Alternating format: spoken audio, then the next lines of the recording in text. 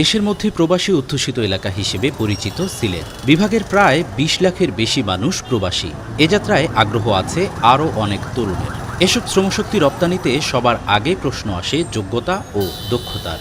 মধ্যপ্রাচ্যে electrical, house wiring, welding, driving, housekeeping খাতে চাহিদা বেশি, যেখানে ইউরোপে চাহিদা হোটেল ম্যানেজমেন্ট সহ পর্যটন খাতে। তাই দক্ষ জনশক্তি রপ্তানিতে নতুন পরিকল্পনা নিয়েছে সিলেট সরকারি কারিগরি প্রশিক্ষণ কেন্দ্র। হাতে কলমে শিক্ষার মাধ্যমে স্থানীয় শিল্প কারখানায় চাহিদা মিটিয়ে জনশক্তি রপ্তানির লক্ষ্য প্রতিষ্ঠানটির। আমরা হাউস ওয়্যারিং শিখতেছি, তারপর ইন্ডাস্ট্রিয়াল কন্ট্রোলিং শিখতেছি। হাউস ওয়্যারিং এবং ইন্ডাস্ট্রিয়াল কন্ট্রোলিং শিখে আমরা দেশের বিভিন্ন ইন্ডাস্ট্রিতে কাজ করতেছি। সরাসরি হাতে কলমে যেটা শিক্ষা অর্জন করতে হয়, কীভাবে করতে হয়, সেটা আমরা শিক্ষা অর্জন করতে পারতেছি। ওয়ার্ল্ড চাচ্ছে এখন স্কিল। আপনার যদি হ্যান্ড স্কিল থাকে, দ্যাট মিন্স আপনি ভ্যালু। ইউরোপিয়ান কান্ট্রিগুলোতে এবং আপনার অস্ট্রেলিয়া, কানাডায় অনেক স্টুডেন্ট আমাদের যাচ্ছে।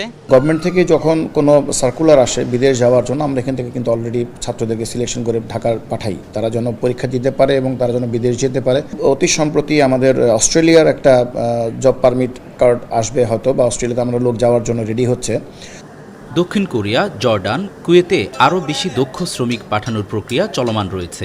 ২০২৩ সালে সম্ভাবনার নতুন দ্বার খুলছে ইউরোপ ও অস্ট্রেলিয়ার শ্রমবাজারে। সেই সুযোগ কাজে লাগাতে সরকার জোর দিচ্ছে দক্ষ জনশক্তি তৈরিতে। সবথেকে ভালো মার্কেট হলো আমাদের দক্ষিণ কোরিয়া, এবং এমপ্লয়মেন্ট পারমিট সিস্টেমের আওতায় দক্ষিণ কোরিয়া 16টি দেশ থেকে কর্মী নিয়ে থাকে। এর ভিতর বাংলাদেশের অবস্থান প্রথম দিকে আছে।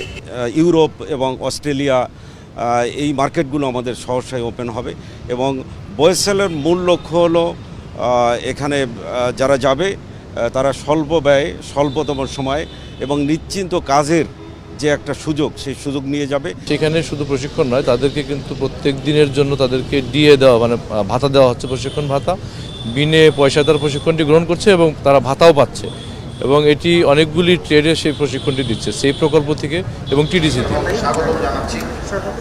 করোনার পর Bangladesh overseas employment and services লিমিটেডের মাধ্যমে 18,000 দক্ষ শ্রমিক বিভিন্ন দেশে গেছেন। এবার লক্ষ্যমাত্রা 25,000।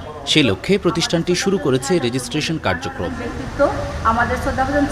আবু বকর আল আমিন, এখন সিলেট।